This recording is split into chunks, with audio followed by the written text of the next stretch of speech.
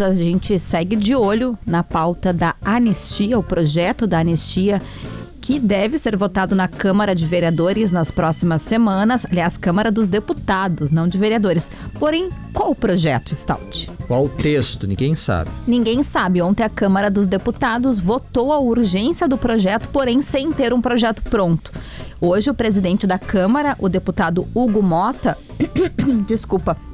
ele comunicou a todos que o deputado Paulinho da Força foi escolhido como relator do projeto de lei da anistia. E o que o Paulinho da Força já disse é que aquela anistia ampla, geral e irrestrita, como pedem os aliados do ex-presidente Jair Bolsonaro, essa anistia, segundo ele, é impossível. Ele disse que não vai agradar a extrema-direita nem a extrema-esquerda, que ele vai pelo meio do caminho. Ele falou que não está mais falando de anistia, e sim de perdão ou seja, não está se falando de perdão de crimes, mas sim de redução de penas. E ele está falando aí do caso dos condenados pelos atos do dia 8 de janeiro, que aí tem aquela polêmica, aquele debate, se, por exemplo, a mulher que pichou a estátua com batom deveria passar tantos anos na cadeia como ela foi condenada. Essas são as primeiras manifestações do Paulinho da Força, que é o relator desse projeto que ainda não existe, porém que já teve a urgência votada e aprovada. Ele bate na tecla da anistia meio termo. Meio do caminho. Agora, se vai ser isso mesmo, só saberemos no decorrer dos próximos capítulos, porque o Congresso Nacional nos últimos dias, né, PG, anda uma cartinha de surpresa. Que loucura! E aí... Boa tarde, PG. Oi, Mari. Boa tarde aos nossos ouvintes. Vocês viram a coluna do Humberto Trezi aqui, que é o nosso especialista em segurança? Muito interessante, Mari, com relação ao que tu estava dizendo, que a grande maioria dos presos naquele episódio do 8 de janeiro tá solto já, né? Então, eu estava vendo aqui 1.406 presos foram presos em flagrante ou no dia 8 de janeiro ou no dia seguinte. Desses 1.406, 141 continuam na cadeia apenas. 10%. É cerca de 10%, exatamente. Outros 44 estão em prisão domiciliar, aqui diz o Trezi na reportagem dele. Portanto, para a grande maioria desses presos aí, Mari, a anistia chega um pouquinho tarde, né?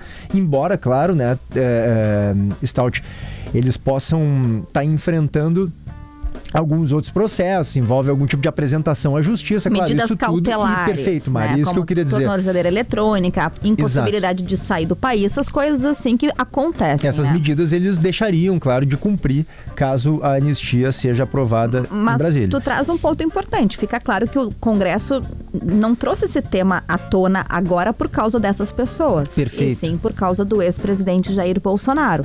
Só que, segundo o relator, a anistia que beneficiaria Bolsonaro, essa não será votada. Até porque o Supremo Tribunal Federal já deixou claro na semana passada que caso o Congresso aprovasse essa anistia, eles derrubavam no Supremo. Mas como tu disse, Mário, ter para crer vai sair porque a Câmara, o Senado sempre podem nos surpreender. Ô, Mário, ontem tu perdeu o programa lá no acampamento, mas amanhã estará conosco, Estarei. né? No galpão da RBS. E tu não tá sentindo cheirinho de acampamento farroupilha aqui no estúdio? Eu tô, é o PG. É o perfume. É que o PG voltou. Tu não tomou banho, o PG. Não, ele voltou. Ele voltou hoje ao acampamento no Jornal do Almoço. Eu fiz o comentário do Jornal do Almoço de lá, meu acampamento farroupilha, mas é impressionante, né? Não tem jeito. A gente vai lá, sai. Ontem, quando a gente foi fazer o Gaúcha Mais lá, eu cheguei em casa, já botei tudo pra lavar, só faltou botar bota mesmo pra lavar, que eu tava vestindo. Porque é um clássico, né, Stout? Faz parte do acampamento farroupilha a gente ser defumado pelaquela fumaça do acampamento. A nossa produtora Giovana Doido estava me falando que a cordinha do crachá dela tá com cheiro de churrasco. É, o perfume, eu digo, é o perfume do acampamento. Ela tava com o crachá ontem trabalhando, botou a roupa pra lavar, tomou banho, é claro, mas a cordinha do crachá tá com cheirinho de churrasco. Não sei, tu já foi esse ano, Mari? Já fui, fiz o timeline contigo. Ai, óbvio, desculpa. No início dessa semana, inclusive, que eu tava voltando de férias, então eu devia estar meio torto ainda. Na outra semana, perdão, exato. Tá tudo certo, estamos tudo louco. Isso. Mas eu não sei qual é a percepção de vocês. Eu, no ano passado também, mas nesse ano especialmente, eu gostei muito do acampamento farroupilha. Eu achei muito legal, achei um ambiente muito rico e muito alegre, muito festivo. Eu vou dizer algo aqui que talvez possa soar um pouco polêmico. Eu tenho a impressão, Stout, de que o acampamento farroupilha hoje talvez seja a maior manifestação popular de Porto Alegre. Claro que tem outras importantes. Muita gente vai lembrar o Carnaval, né, que passa por Lupicínio Rodrigues, tem uma história muito bonita. Mas o acampamento farroupilha, Stout, essa particularidade de reunir milhares de pessoas para celebrar, valorizar uma identidade cultural, né, um jeito de fazer música, de fazer comida, de se vestir, de conviver, de fazer festa, que é inegavelmente só nosso. Só existe aqui, né, Stout? No mundo inteiro, o único ambiente que vai ser daquele jeito, que a gente vai sair defumado daquela maneira, é no nosso acampamento Farroupilha. Então eu tenho achado cada vez mais bonita aquela manifestação. Eu acho que de uns tempos pra cá ganhou valor também com aquela estruturação, né, do Parque Maurício Sirotsky Sobrinho, Parque da Harmonia. Houve algumas críticas, né, Maria? Eu mesmo fiz críticas ali, a derrubada de árvores que ocorreu naquele momento, enfim. Mas é inegável que o acampamento Farroupilha se beneficiou.